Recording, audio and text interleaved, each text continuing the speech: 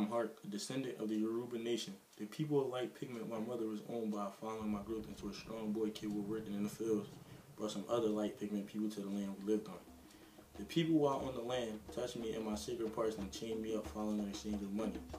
These people while on the land attempted to carry me away from my mother and sister, but I did not just go with them as they believed I would, so they whipped me and dragged me to their carriage. The carriage ride for me was a long one, as I was balled up with limited space to stretch.